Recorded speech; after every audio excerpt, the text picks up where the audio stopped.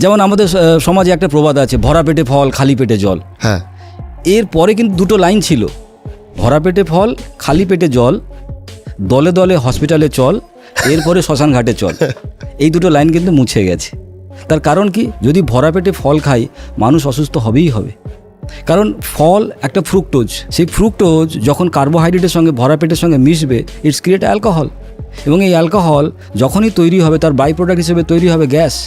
তাহলে আমার শরীরে গ্যাস বাড়া মানে আমার শরীরে হার্ট অ্যাটাক, ক্যান্সার, আলসার সমস্ত কিছুর প্রবলেম কিন্তু ওখান থেকে শুরু হচ্ছে।